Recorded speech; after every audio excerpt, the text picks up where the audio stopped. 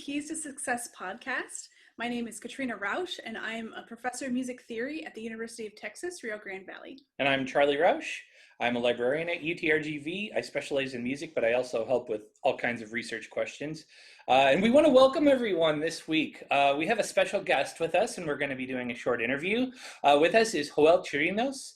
He is the head of research and instructional services at the library. And we just wanted to feature another awesome colleague I work with to show you guys that they're just great folks at the library. We want you to feel welcome. If you have any questions, know that you can approach us if you have anything you need help with. I don't want to brag about where I work too much, but we're just a great, cool bunch of people. I'm not even exaggerating. No, So we wanted to ask Joel a few questions about what he does and his background and what that means for you, just so you can get a better idea of what the library is all about. So I'm just going to jump into a couple of questions for Joel, and Katrina might have some too. Yeah. First off, Joel, what is your background? Tell us a little bit about yourself. Well, first of all, thank you so much to the both of you for having me join you. It is just a really, really big opportunity for us to, like you say, Charley, to just discuss what we do, who we are, and what we have available, and to get to know some of the staff that's there to help you out and assist you. So thank you to the both of you for that. As Charley mentioned, my name is Chirinos. I'm the head of research and instructional services at the University Library. And prior to me coming on board and becoming a librarian, I had no direction, no idea what I wanted to do. I started college, and I know I'm dating myself here, but I graduated from high school back in 1994, started in the fall of 94, and with no plan, no idea what I was gonna do. And so two things happened. I was taking just class after class, not really knowing what to study, where I was gonna go. And I started to work at the library part-time. So I worked at the library part-time, first in the periodicals department. Then a position opened up at what was reference at the time, and I moved to reference. And so I'm working at reference, and while that's going on, taking classes, and I was also a substitute teacher. I became a substitute teacher. And I found that when I was getting called to substitute, to go substitute, I was always and continually being called to assist with special ed students and in special ed classes. So I started to really enjoy working with students that had special needs, that just required a little bit more assistance. And so two things were happening. I'm working at the library, I'm substitute teaching, and one day I had, I guess, an epiphany. I decided, you know what? I really enjoy the library. I really enjoy working here, really enjoy what I'm doing, and I could see myself continuing to do this.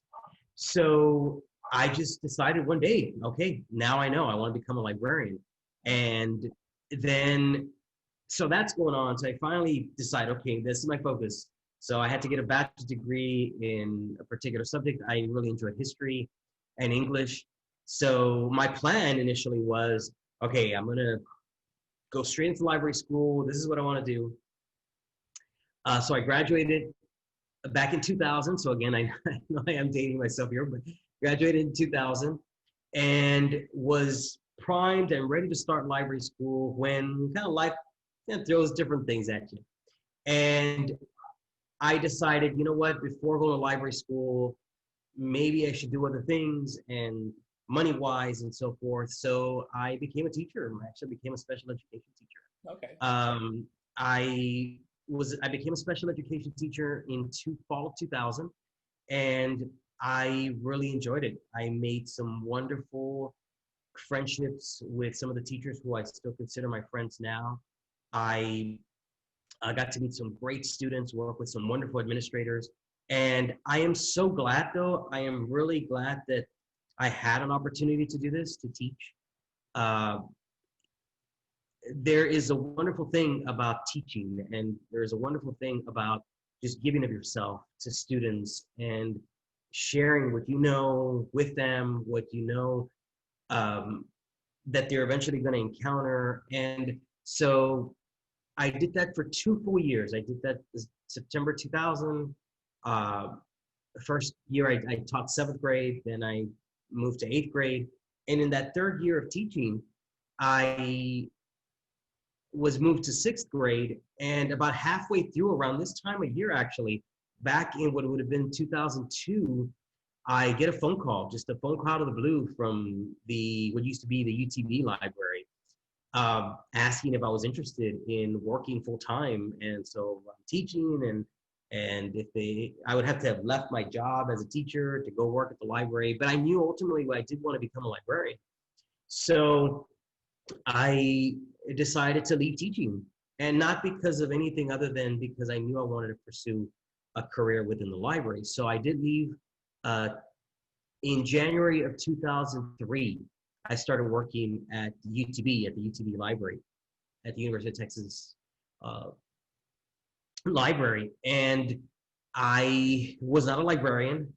They hired me as a professional staff member with the responsibilities of a librarian, but I didn't have the degree. So once I was in the library, then about 2 years in, I started my master's degree and ended up finishing in December of 2005, and was hired on as a librarian professionally in 2006. And I was an instructional librarian, and then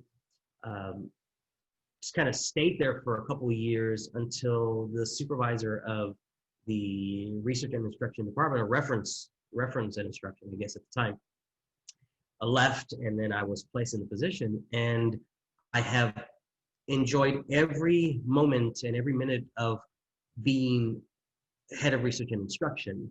You know, I enjoy the people I work with, and Charley, you're one of them that works within the department. And I can honestly say I love my job.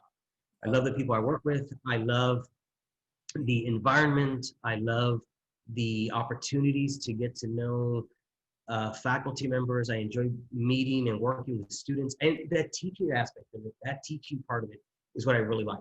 The standing in front of a group. And I know right now we're doing a lot of things virtually, but back in the day, I mean, standing in front of a group of students, I love it. And whether that group was a small group or whether that group, I remember doing orientations in the summer, and these orientations were 200 plus students, and being able to present to a group like that, I've always enjoyed the opportunity and being able to do something like that. So that's awesome. Yeah.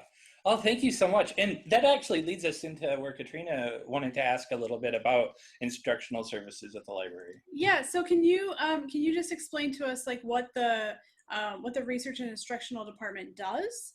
And along with that, like, why might students come to you for help, or what kinds of questions and what kinds of help do you give to students? I've always felt that libraries play an important role, and I say this in my instructional classes when I was teaching, or when I have an opportunity to teach.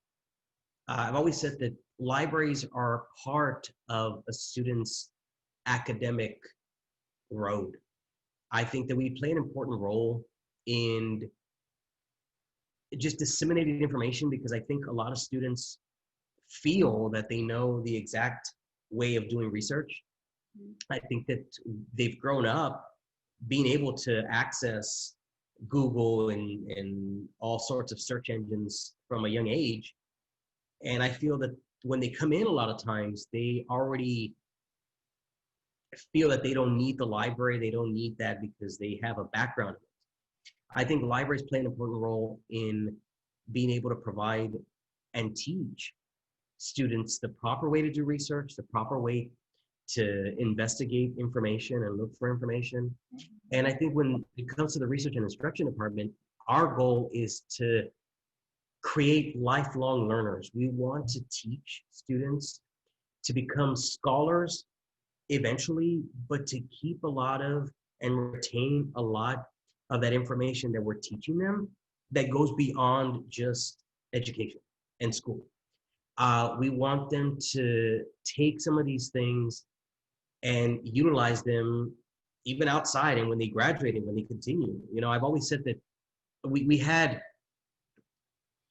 the welcome week at the beginning, and I mentioned this, and I keep saying this, that I've always felt like we are there from a freshman's first day of college to when they graduate and beyond, whether they continue with a master's or a doctorate degree. I think that the library continues to be there. We are a source of information that is reliable, that is credible, and working with such a great staff, not only in the library, but also with research and instruction, that teaches and that pushes for scholarship and pushes for the right way to find information, and teaching students how to just utilize these tools to the best of their advantage. And I know research is difficult for a lot of students, but For with me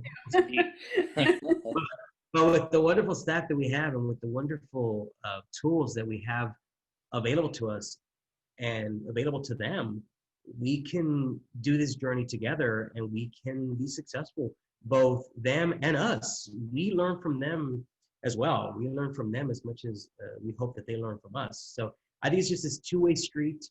One of the things that I take pride in and have through my career is when a student comes back and they begin their master's degree, and now they're educators, and they find us and they look for us and they say, "Oh, sir, do you remember you helped me with when I was working on my bachelor's degree?" And to know that they succeeded, and that maybe we were part of that, you know. And I think we were. I don't say maybe, but I think we were part of that. They may not realize it. They may not really think too much into it, but I think for us, we are part of that success. So. Sure. Oh, I think that's great. I mean, I love what you're talking about, like how students, when they come to the library, they don't just learn the content that they're reading from a book or the stuff that they get in an article, but they're actually learning how to learn. Yeah. And to make that a lifelong Exactly. thing, and learning how to think critically about sources that they come across. And I think that's fantastic. Sure.